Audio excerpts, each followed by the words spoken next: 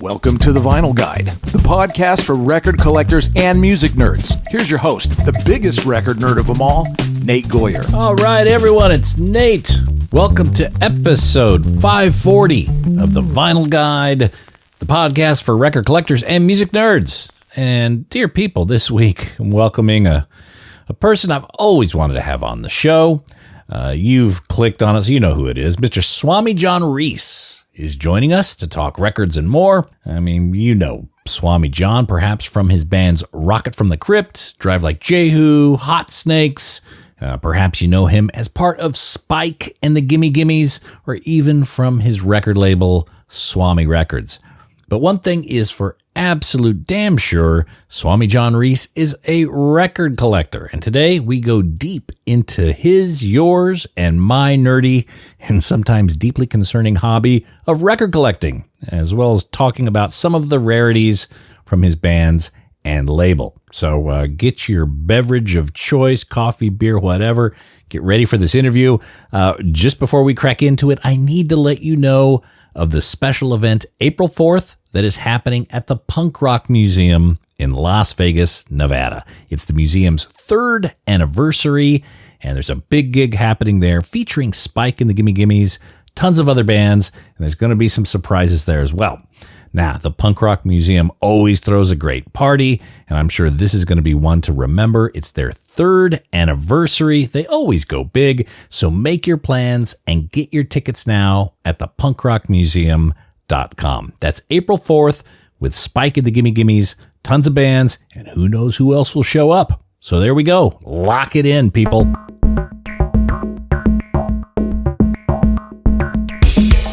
All right, let's get into this conversation with a record collector and dead set legend, Mr. Swami Reis. I am here. Swami John. Is everything good on your end? Everything's good. Fine. Everything's good. Yeah, still in Sydney. You'll probably see the sunrise as we speak. Well, I've always wanted to have you on the show, John, and I know we've spoken here and there and met in record conventions and various venues, but very excited to have you on. I do want to let people know there's a motivation here. Saturday, April 4th, the Punk Rock Museum has a 3rd anniversary. Spike and the Gimme Gimmes and a whole bunch of other great bands. Yeah, they're gonna actually. I'm gonna be mummified, and I'm gonna be a permanent exhibit there at the Punk Rock Museum. So they're putting a San Diego exhibit together, and you're the centerpiece. I hear that Henry Rollins is starting a museum as well, so I hope that there will be some kind of bidding war for my corpse. I really do.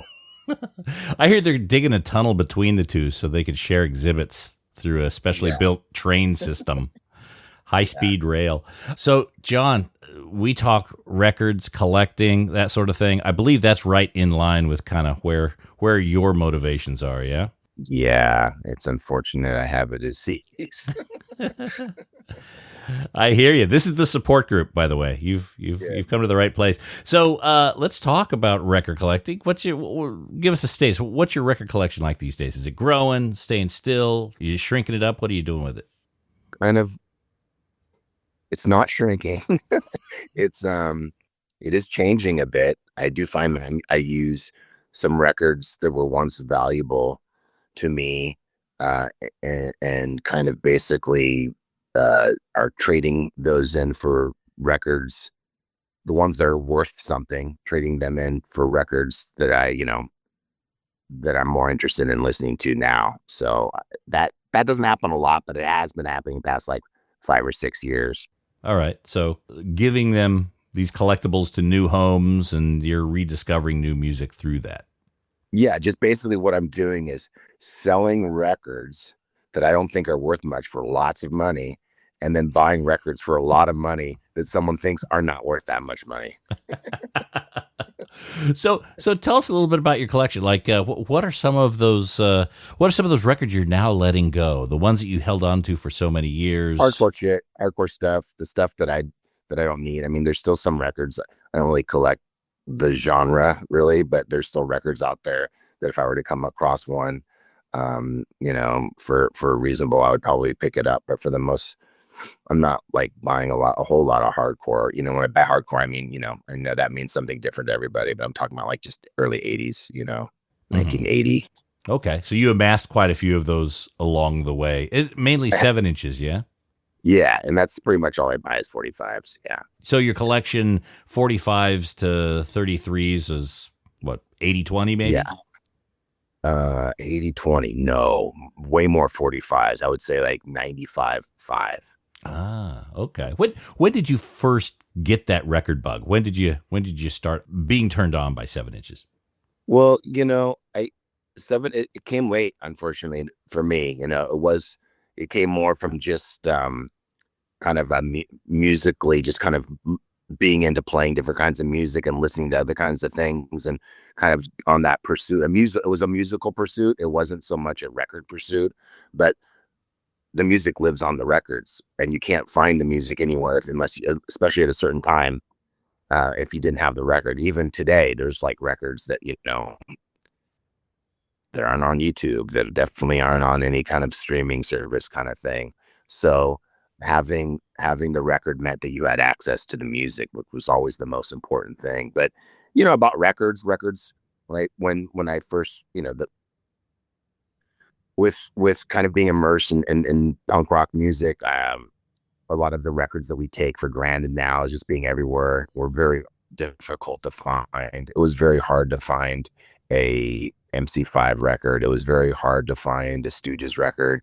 It's hard to find a Velvet Underground record, for me in like 1983. I mean, you could find it at the swap meet, but they certainly weren't in record stores. And yeah, a lot of that stuff was hard to track down. So it's kind of like, these things that I think that they're so accessible now. You can just everyone has these massive record collections, basically, or music collections, I should say, on their phones with them at all times. That wasn't the way it was. So finding records, they were precious. So when you couldn't find it anywhere else, it didn't matter that it was fucking worth 50 cents. It was precious because the music was precious. And so just, yeah, it became a musical pursuit, finding the music.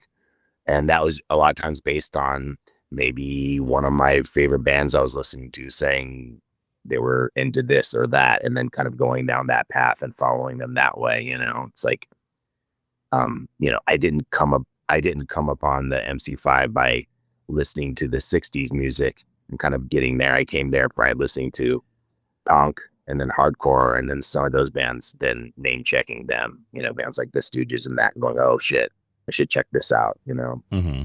So as far as when, that's happened in the 80s, and then the 45 thing really kind of kicked in about like 20 years ago. And I wish I would have started earlier. I had, always had 45s, but it wasn't until I just kind of got reinfected by the record bug that it was like it emerged as this this disease, this drive to basically pursue. The great thing is about buying, collecting records and trying to find records is there are still records out there that really no one really knows exist or talks about. It's not like if you were to like collect comic books where every single comic book that's been made and every issue that's been documented. There's still 45s that are turning up, and LPs for that matter, but definitely 45s that turn up every year. They're records that no one has talked about or no one's really discussed, and they don't seem to be part of even the record collector consciousness. So that's fun to see that there's still things out there that people don't know, and that kind of, unfortunately, is another inspiration that drives this affliction. And I mean, I really do like just to look through records, even if it's fucking 300 boxes of crap. I really like to do that. It calms me down. My mind wanders. It feels healthy to me. It feels like something good, that I'm doing something that's it's good for me, I guess. Mm-hmm. I don't know how else to describe it. I subscribe to a bit of a theory on this. As humans, we have a hunter instinct bred within us from our lizard brain ancestors years ago. Yeah. And we don't really get to exercise it that much. And, hunting for records, I think, scratches that itch a bit. Being in pursuit, looking for that surprise. I mean, we could buy everything we probably want on Discogs and have it mailed to us. And what's the challenge of that?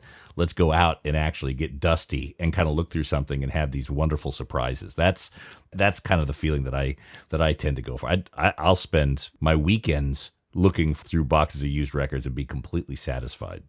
Yeah, it's fun. It's fun. I mean, the frustrating thing comes when it's like, it's not that you don't find anything, but when you've spent all that time looking through something only to find out after the 5 hours of you kind of rummaging that a friend of yours had already picked it over about an hour before you got there. That's the part that really puts me off. What are some of the, if you can remember, what are some of the best bargains you found in the wild in recent years? Good question. I don't know. I find a lot of great records that aren't necessarily worth a shitload of money that I listen to all the time and that I'll play.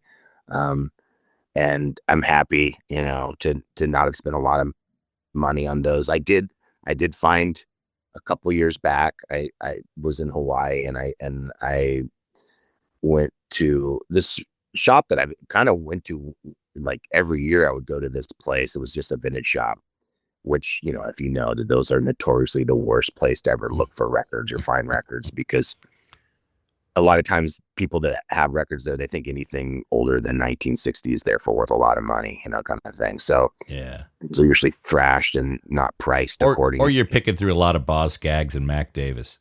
Yeah. But this wasn't that.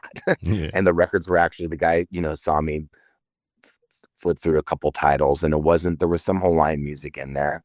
But there was a lot of stuff that I could tell that it was probably from a radio station, a lot of promo copies and a lot of 60s and even some 50s stuff. And I inquired, do you have any more stuff like these 4 records? And he said, yeah, outside. And he had this collection from a radio station that had been outside for about 30 years and water damaged and mildewed, but records sounded pretty fucking good, pretty fine. And I don't sell records really. I mean, I will sell that one record of mine that has been mine for a long time in order to turn that into a piece of music, a record that I want. But I'm not a record. I don't sell. I don't consider myself someone who's finding something. If I see something that I could make a buck on that I don't like, I won't buy it just because it's a hassle to sell records. I mean, that's a whole different job. It's a whole nother thing, And if you're really going to go down that path, go for it, but I don't have that. I'm still trying to kind of, cling on to, this playing music right now. You got enough things to do. Yeah.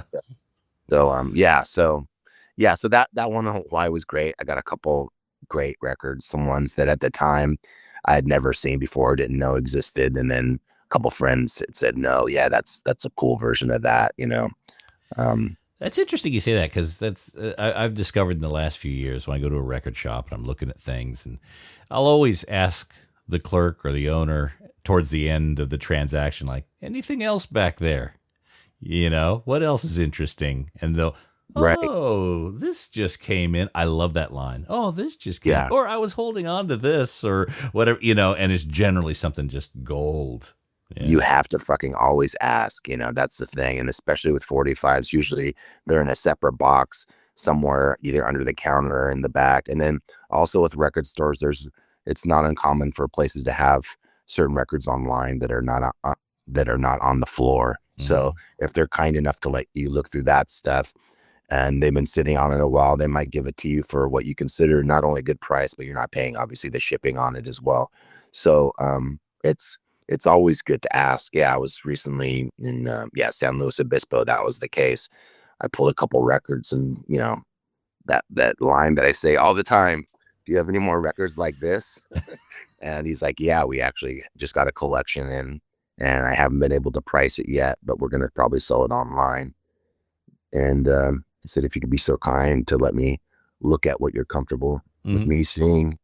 and I ended up buying quite a bit of really cool Pacific Northwest, kind of garage stuff from him that was all in immaculate condition and ready for me to thrash it and play it, and carry it with me around the country. What are some of your favorite record shops or even cities that you found or seem to have a higher strike rate for your tastes? It's not intuitive to say this, to give you this information, right? Mm-hmm. But yeah, I will say I love Detroit. I love Pittsburgh. I find records there every time I go. Every time there's something, and I love the music from both of those places. And also, they're both, for some reason, Pittsburgh was somewhat of a hub for distribution of getting records through that part of the country. And obviously, in Detroit, you have not only the musicians and the labels, but radio stations, and there was an actual, there was actually a music industry there. So find tons of stuff there. And it could be stuff that people there see all the time, but you just don't see it in San Diego. I mean, I live in San Diego, so we see certain records here sometimes, but that are local. But we didn't have really, a music industry here. It was in Los Angeles, and a lot of the stuff happening here in San Diego was cool and interesting, but there just wasn't a ton of it, I guess you could say. Just wasn't a ton of it. Are you into like radio promos? Or do those excite you a little bit more than regular presses? Like, what do you mean by radio promos? Like, or white label promos? Yeah, I mean, they don't excite me more, but like, again, I'm coming to things by more the way of what has the music on it. I try to, because a lot of the music I listen to 50s, 60s, and sometimes early 70s, they were using styrene all the way up until the 80s. So a lot of times, I try to avoid the styrene pressing if there's a choice. A lot of times there isn't a choice. The record was only ever on styrene. That's just the fucking way it is. And sometimes the promo wasn't. The promo was on vinyl, and the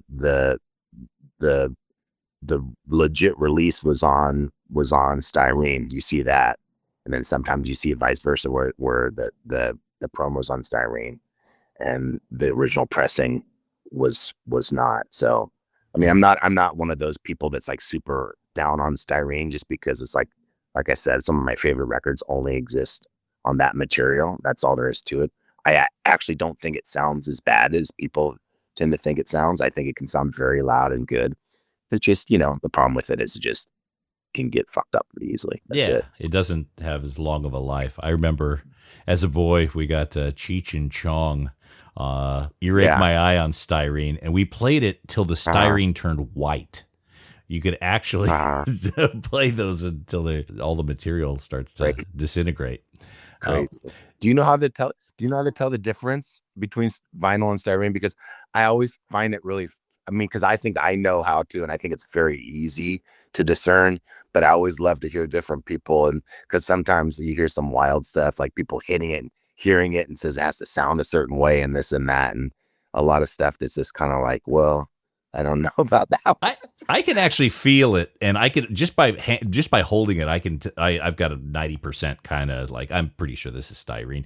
But then there's a few ways to be able to look at the layers, like in the hole, and then also the way the label is affixed. I think labels for styrene had to be glued, or they had to be. Yes. Yeah. Exactly. That is the difference. Yeah. It is all about the label. If the label is a sticker on top of the record, it is likely styrene, because the way they make records, vinyl records, is the biscuit or the vinyl that is material that has been kind of melted down and turned into kind of like this malleable glob. Is that biscuit is then the label's put on top of that biscuit, and then the record is pressed. So that label is pressed into the vinyl, where styrene is a plastic thing making these like little discs, these pucks, and then the sticker is affixed afterwards. So that is the surefire way. Yeah. I believe. Some people have disagreed with me, and maybe they know more than I do. But as someone who makes records too, and has been to, maybe about 40 different places that actually make vinyl, that is how vinyl's made. They put the sticker on the biscuit, and then they press the stamper into it. So let's talk a little bit about that, like how your collecting experience, what gets you excited about being a record collector, how that's influenced your label and you making records. Because I can write off buying records. It's a legitimate business expense now. Yeah. It's like, I wonder if like drug dealers can write off like doing drugs themselves. Oh, okay. Certainly ammunition, I that sort wonder. of thing. No, it's fun. Records are great. I love records. I putting out records and buying records and seeing the way other people do things, the way it's the same thing as creating music, the way other people make their records sound, the way they approach their writing songs, the way they present it. The release of a record's the same thing. It's just like being able to, for me, 45s is kind of like, if there's a band I'm working with that wants to do a record a certain way, of course it's their fucking record. But for me, putting my own records, putting them in plain white labels without covers a lot of time, big hole 45s, I do that because those are the records I'm buying. The records I buy, that's what they look like. They look like plain white sleeves a lot of times with a large hole 45 inside, so that's kind of why I do it that way. Now you said you've used, dozens of different pressing plants. What is it you look for quality wise, or when getting ready to press something? What do you look for in terms of a record plant? Well, price is a big issue, because making records is very expensive. I sell 7-inch for $15. And if you would have told me that in 1988, that yeah, this record, a record's going to be a 45 is going to be $15, I would have, swallowed my fucking tongue, But so it's very hard to make any real money off of selling a records. That's obviously not the reason why we do it, but we, the way it works for a label my size is you have to get money from the last release in order to be able to fund the next release. I never have the kind of able to have the resources to kind of fund multiple projects at the same time, which is fine. That's the kind of the way it's always pretty much been. But I look for affordability. It's really important. Unfortunately, with the current administration and what's happening, although I don't believe vinyl is tariffed, but I think because a lot of these customs and agencies have been kind of gutted, or maybe they're required to do more than they had to do in years past.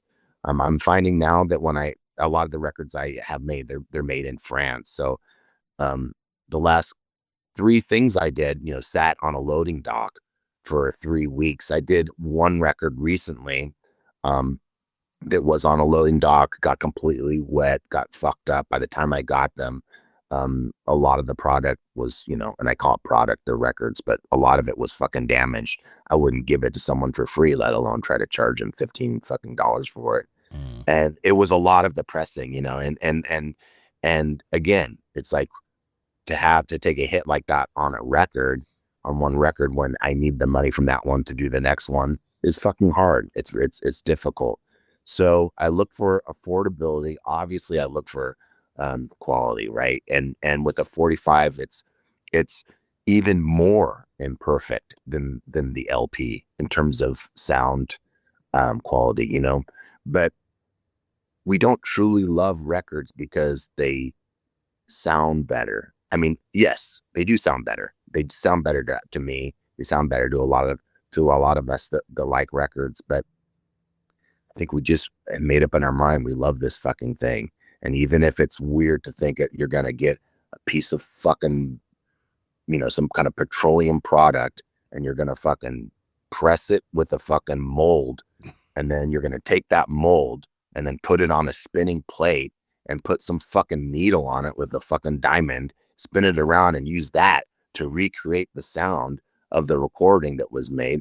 I mean, it's amazing that they sound as good as they sound. It's crazy. I don't know. I know maybe it's because my lack of completely understanding it as much as I've tried, but it still seems like there's some fucking voodoo going on, like why does it even sound good at all. I don't know. It is a very Crazy. alien concept. I mean, it would be Yeah. something out of a sci-fi movie. You pull this black orb from this decorative sleeve, and you know, it really is. Which again is just fascinating for me, and it's also quite timeless. You know, Yeah. records that were made 100 years ago can still be accessed on current equipment. And you can't say that for a lot of other formats.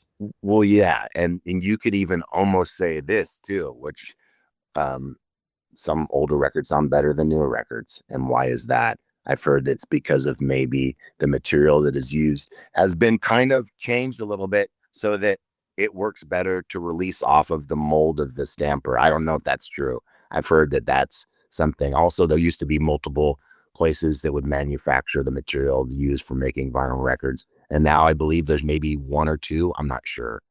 Well, I've got a theory on that is that just as a society, we become more okay with a disposable item.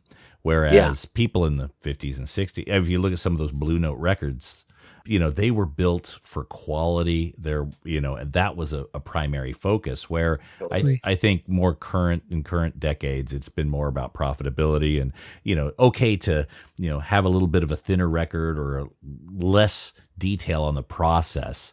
That wasn't the point. Yeah. The point is profitability, where back then it was quality. Hearing Lee Morgan and John Coltrane as clear as you can. Yeah.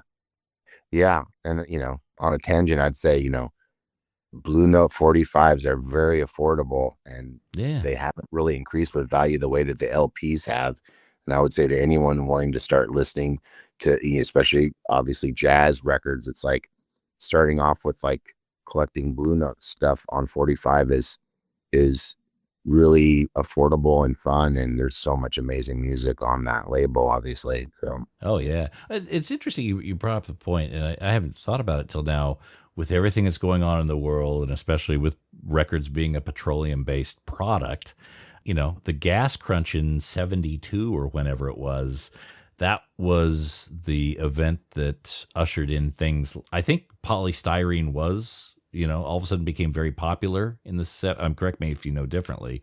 I don't know differently. I know like of the later records, I know that they're using it into the 80s because I have like some ELO 45s that are definitely styrene. So yeah, because I think also Dynaflex, if you remember Dynaflex. So I think the price of petroleum in the early '70s kind of drove a lot of these vinyl innovations, whether you like them or not, because of the cost offset. So with the current situation, and looks like a lot of petroleum prices are going to start really rising, we may actually be looking at another era of styrene or some other material to make our records.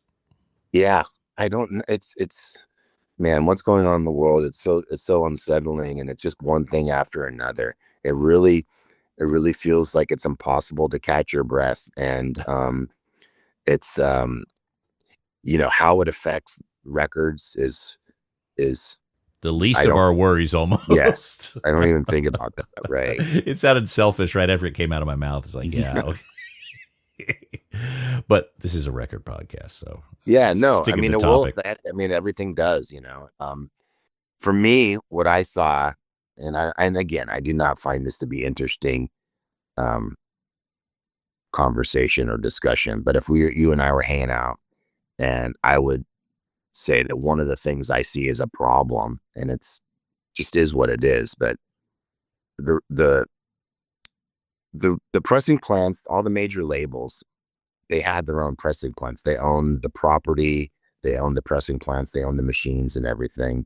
They could control their profits. They're able to make things as cheaply as possible and kind of control, instead of paying someone else to make their records, they're making their own records. When vinyl kind of was, when CDs, everyone was all in on CDs as far as the major labels, and they were now selling, what, a 25-year-old Meatloaf record that they were selling for $3 a profit. Now they were making these things for pennies on the dollar, and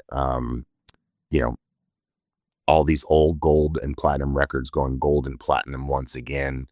They saw this huge, this massive amounts of money come in, And that was right around when bands like my bands, Drive Like Jehu and Rock from the Crypt were getting, picked up by these labels in order to kind of capitalize on what they saw was, just basically trends in music, just as they have always done in the past and continue to do this day.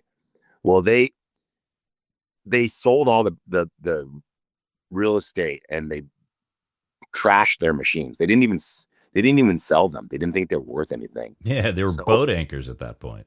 Yeah, so they basically dismantled them and sold them as scrap, and then sold the facilities. So now, fast forward now, when I go get a record made, I'm having to compete for time with these people that are making Taylor Swift records or whatever kind of thing, um, and so now they're still selling more vinyl, even though most of those artists don't really care about it, but just because we basically have like 2 record store days a year, and the labels are, those companies are very attentive to that.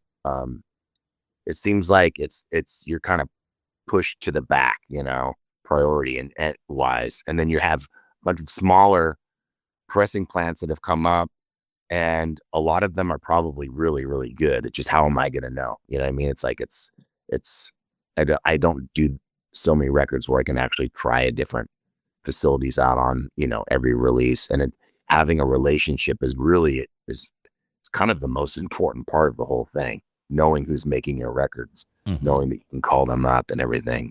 So I guess the problem I see is that, like, all those machines aren't there anymore. Now the big boys are like getting their shit made, or like the plebes like me are getting their records done. And it's just harder to kind of maintain like that kind of like, okay, this is a niche thing. This is underground, and that's totally fucking cool. I've always been fine with that, but now just to be like, oh shit, now how do we even make this work? Okay, got to figure that fucking shit out, So are you finding the lead times are still long for making records these days? Well, because of that thing I stated earlier about this with the customs being fucked up, and I don't know if other labels have had that problem. I've talked to some people and they have actually said, no, that hasn't happened to me. I don't know, but that throws a monkey wrench in it. So because if you like have it all set up, and let's say you give yourself 2-week lead in order to make the release date, meaning that you have to have records in distribution at a certain date in order so that they can make that ship date to get them into the stores on time, so everything's coordinated. If they're on a loading dock somewhere for an extra couple weeks and you get fucked, this is exactly how you get fucked. So then now your record doesn't come out right when it's supposed to. So now that the distributor has to reservice orders and say, okay, your record didn't get there, total credit, don't pay for those things. But now we're going to take reorders based on this release date. This always happens. Once that happens, stores do not take the same amount of records as they would have on that first initial order. For some reason, it's always lower, at least in my experience. It's always a lot lower. So let's say the distributor says, we think we can sell 600 of these. Rad. Here's 600. And then they come back and go, okay, you didn't make it on time. Then they come back and go, oh, well, now we only have orders for like 300. And you're like, okay. Like, if you would have known that was the case, you would have made that many in the first place, Yeah. So that is something that has happened to me a couple times. And that's how you get fucked on that, because it's all just about, every record is out of print, basically. You make them. It's not like, oh, we're, hey, Manny, we need 50 more copies, A kid in Jersey wants one. Make one up right now. Every record, once it's made, is basically out of print, right? I mean, it's been printed. It's either available or not available, So the whole notion of like, out of print. Yeah, everything's fucking out of print. Limited. Yeah, everything's fucking limited. It's all limited. It's all out of print. It's all limited, not a print. Yeah. No, I can see that. And also you have the marketing and any costs in that and getting the word out that this record's coming out. Well, I gave up on that because it's expensive. You're adding another $4,000 onto a record that doesn't have a chance of even, breaking even. So it's like, fuck that. I just stopped doing it. And it's also like that shit makes putting out records not fun. So that's just what it is. If I'm working with the band where that's important to them, of course, I'll work with them and we'll come up with some ideas to try to help get the word out. But ultimately, whether it's my bands and the records I put out or some other bands, it's like the artist is always the one that seems to be the one responsible for creating the interest in their music. No matter what label any of my bands have been on, it's always been, well, what can they really do? You can't, I've been on a label that tried to pay people to like us, and that didn't work. So, when it comes to Swami Records, it's very important that the object has this importance, this reverence to it. Is there a record that you're particularly proud of the way that it's come together? I'm proud of all of them. I'm really proud of the records that I do with other bands, of my own music. I'm proud of it all. Pride is a weird word, but I do take pleasure in the fruits of the work and the efforts that it took to put something together, and to have that kind of article, have that like kind of document. Here it is. I mean, I know nothing is permanent, but just to think that like, okay, this kind of represents that art. I do look at it as an artistic endeavor, and putting out records is more like the actual art project of kind of presenting it, whereas actually making the song seems to be a much more personal and introspective part of the process, and one that is seems more, for me at least, more individual in terms of like my my interaction with the music and whatnot.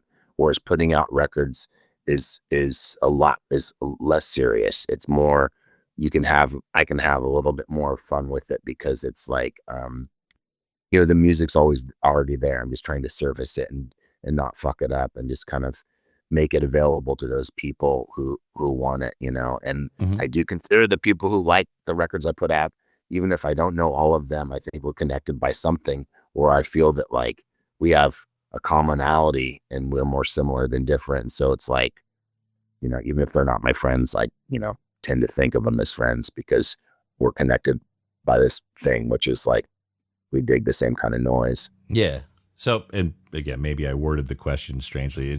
I totally get the being proud of everything, but is there a record or a package that you think of as like, wow, that was a moment where it all came together in a very unique way?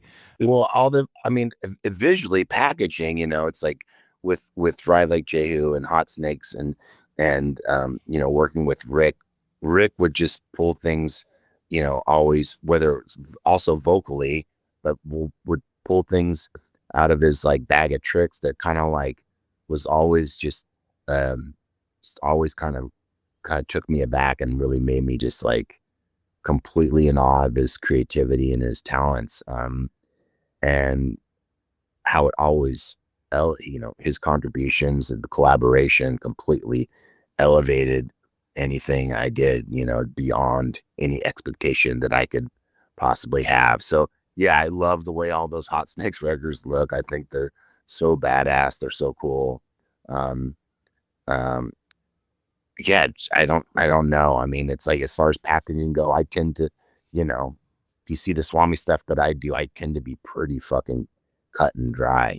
I rarely will put a lyric sheet in. Like I said, with the 45s, a lot of times I will just accompany a white sleeve, just because, or sometimes I'll just use a rubber stamp and stamp on it, just because I like the idea of everyone being a little bit different. I did a night during COVID, I did a Night Marchers live record that we had recorded, multi-tracked it at a bar that I used to be a partner in, called Bar Pink. And it was Night Marchers at Bar Pink. And I went to a local record store here in town, Folk Arts, one of the top three. I love that spot. Yep. Yeah.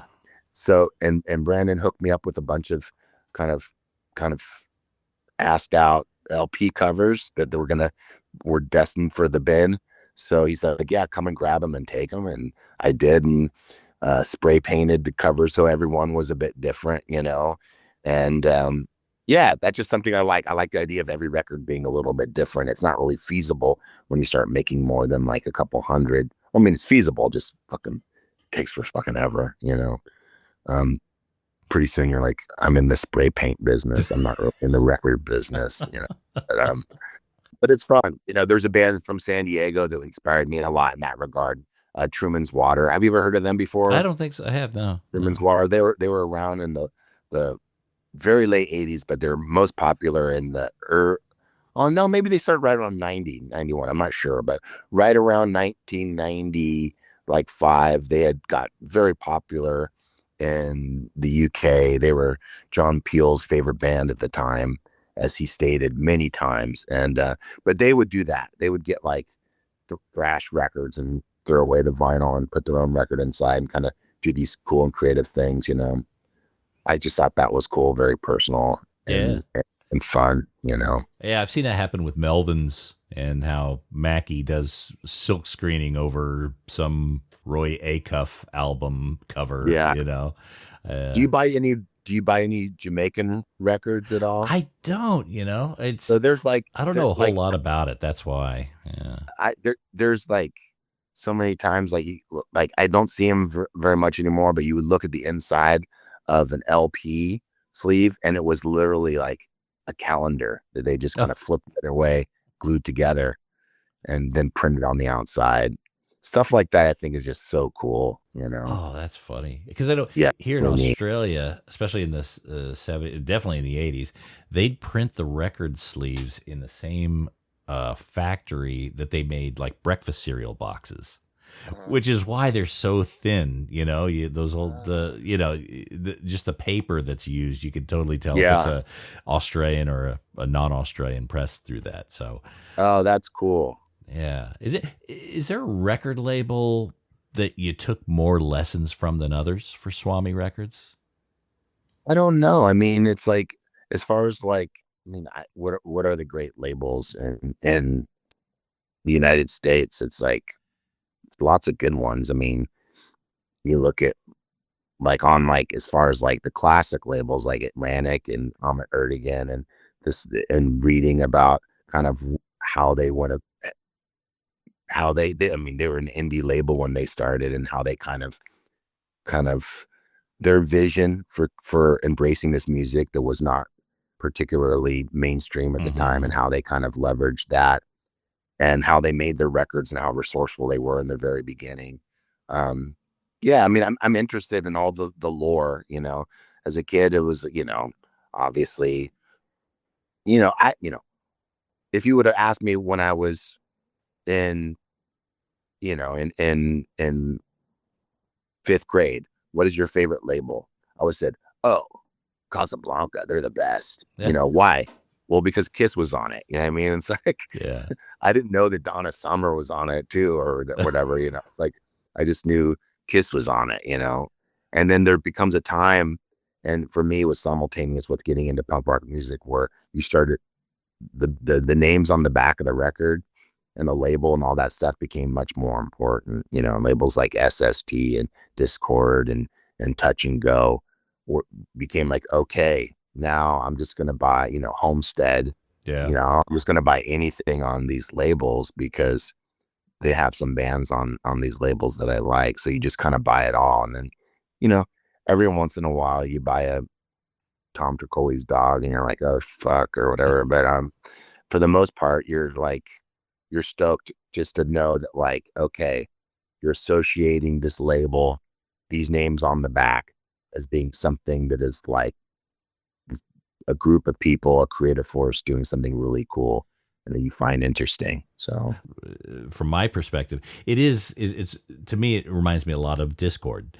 It's largely regionally based music. It has a central quality control in that, you know, for Discord it's Ian, for Swami it's you, and it's legacy in terms of building that trust. So when you buy something from Discord, you kind of know what it's going to sound like, or have an idea. I think same with Swami, the same sensibilities. When you pick up a Swami record, it's obviously you're into something that's going to be a little bit more garagey, more unique, high energy in that area. That to me has almost been a bit of a parallel. I don't know if you'd agree with that or not. I mean, I take it as a compliment for sure. I mean, the label continues to be, a source of inspiration for me and the people you're involved in not only putting out the records, but the bands on the label, the aesthetic, everything. Rick and I were very much into that. When we were doing Pitchfork, our first band together, and that was, a massive influence. Cannot overstate that.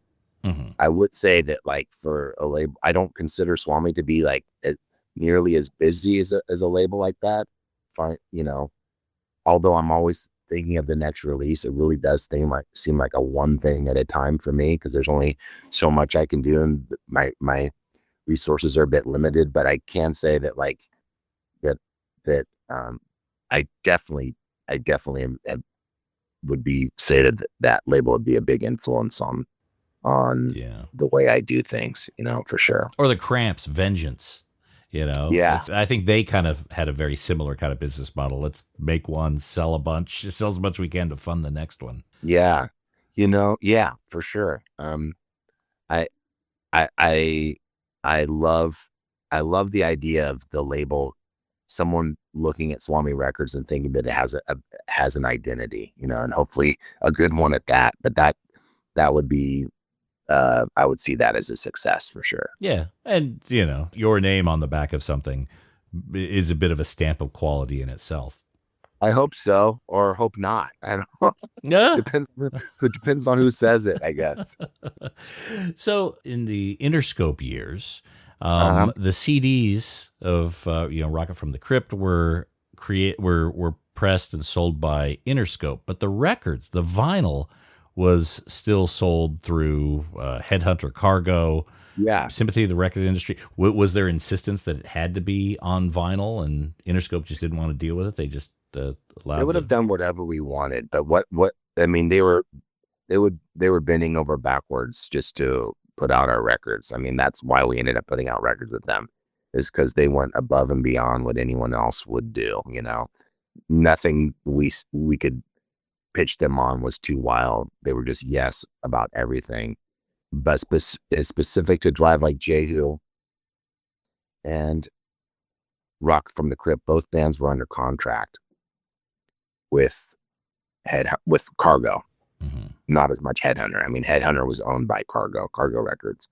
So I could be wrong. It was a while ago. It was my understanding that as part of the agreement between Interscope and Cargo, which we had nothing to do with, that was an agreement between them, was that Cargo would retain the vinyl and Interscope would additionally buy the bands out of their contracts to Cargo.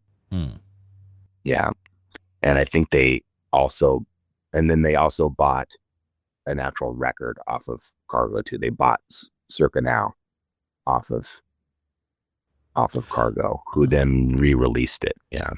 Okay. Well, so the Boy Chucker single, was that was all independent before Interscope came in, or was that, or even if it was during, arrangement? that would have been that. Even if it was during, that would have been something. I mean, I think that was kind of happening simultaneously. Actually, I think we were talking with them while we had hanging out with Long Gone and doing. I mean, we did more than just that one record with them. We did a couple. We did the 10-inch as well. The 10-inch record would have been something that would have come out after the State of Arts on Fire would have come out after our agreement with Interscope, definitely.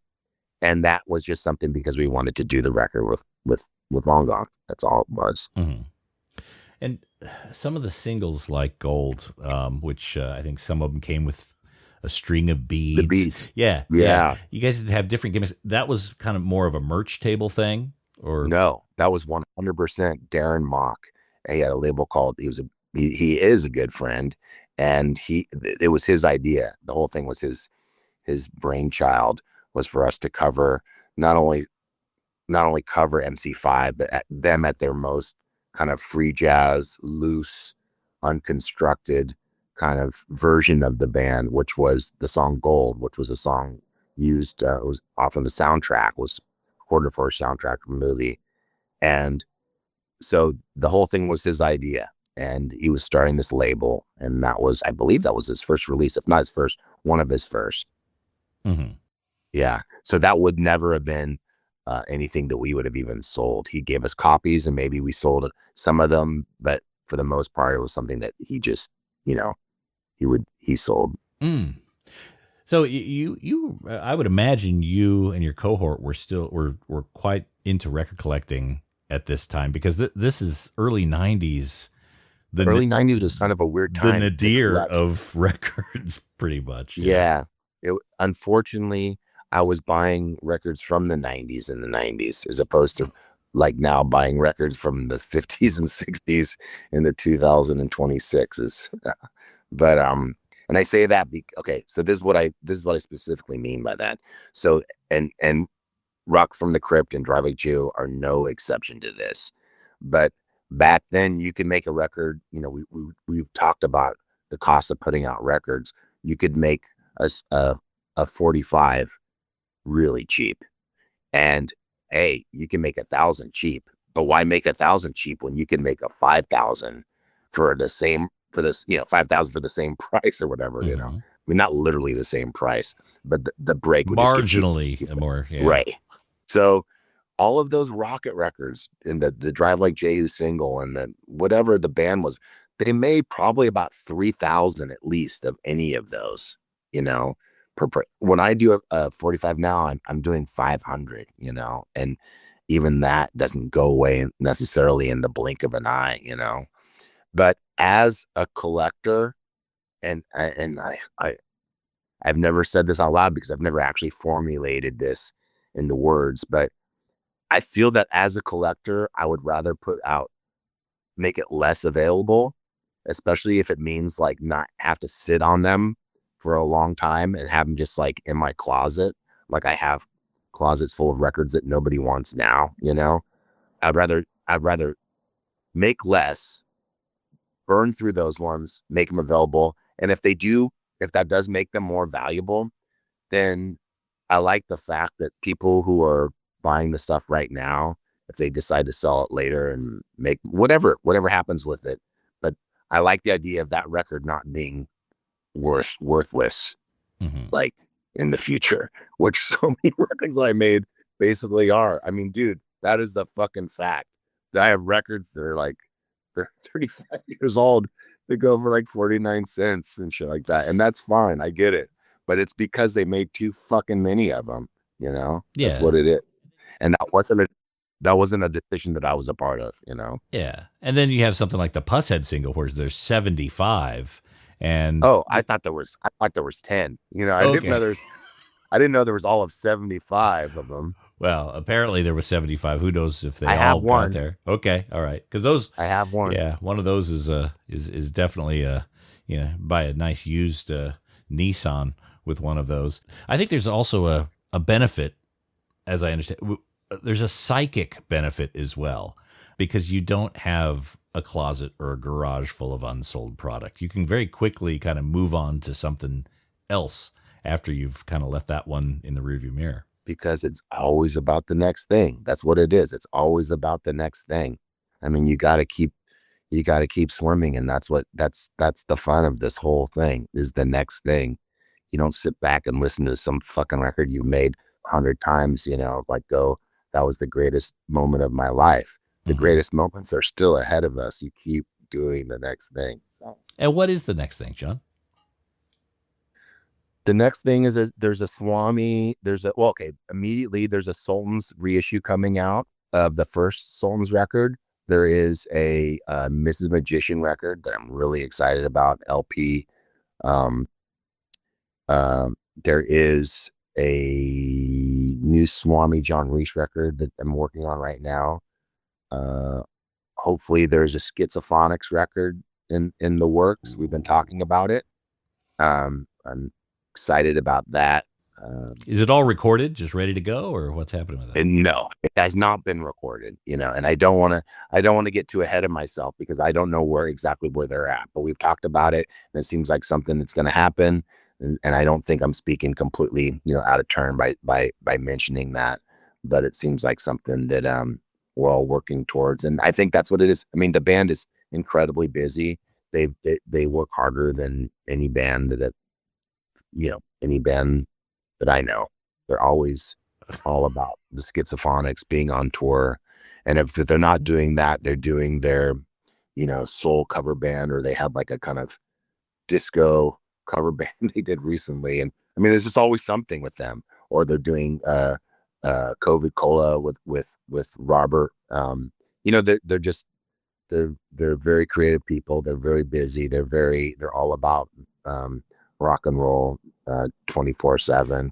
So I think they're just kind of like working on the songs right now. I've seen a lot of bands, and I've never seen a band that leaves it so on the stage as the Schizophonics. They are incredible.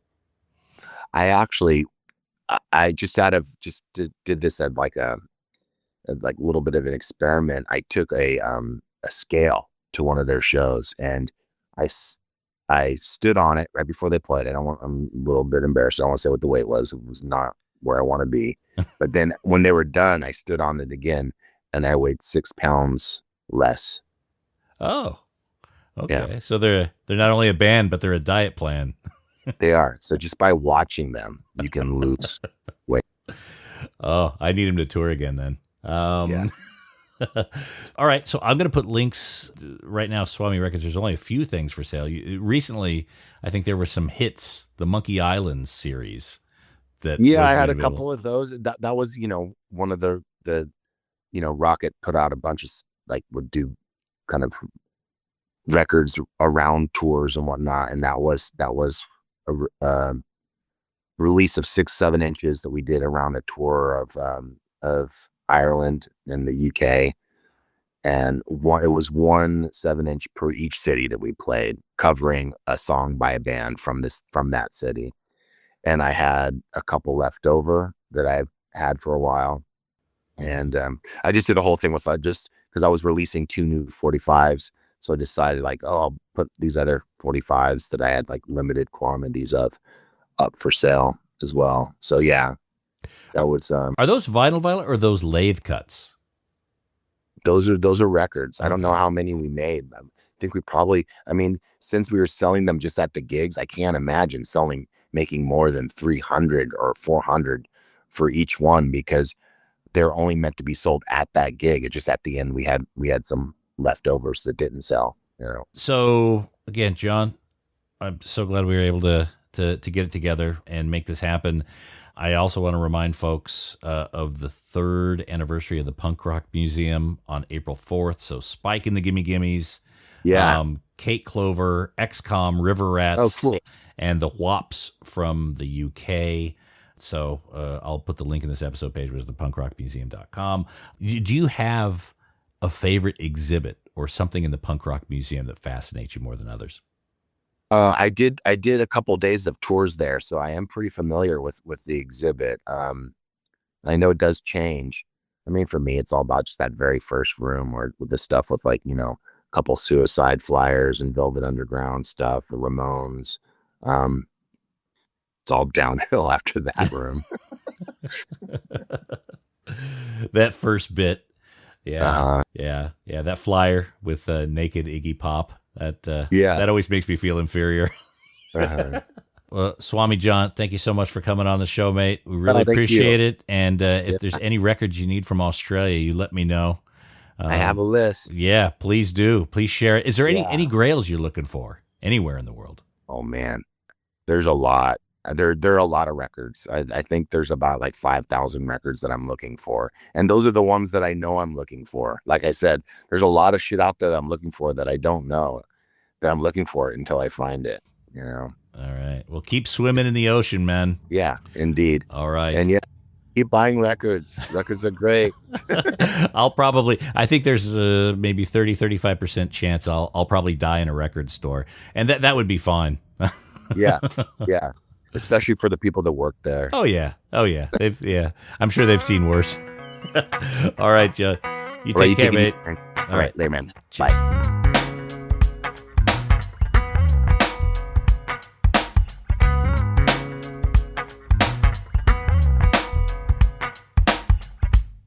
Ah, wonderful man, that Swami John Reis. You know, there are people that I admire, and then people where that admiration borders slightly on jealousy, and that is Swami John Reis. He does such a damn good job. It's almost kind of like, oh man, I'm so glad someone's doing it. Watching him go, it's always a pleasure. And whatever he puts out on his records, you can almost guarantee to just fucking rock. So thank you, John. I really appreciate you spending time with us, and look forward to speaking with you another time. I'm sure I'd love to have a part 2 and really continue to nerd out on some of that record collecting juju that seems to be going around. And that's it for this episode of The Vinyl Guide. Thank you so much for tuning in. Thanks to everyone who's sharing these episodes on social media, Reddit forums, Facebook groups. That is appreciated. And those of you who are helping support this podcast at patreon.com/vinylguide. Well, that is so goddamn cool. Really do appreciate you peoples. And we'll be back shortly with a brand new episode. So until we talk next time, you all behave yourselves. And thanks again for listening to the Vinyl Guide podcast. Cheers.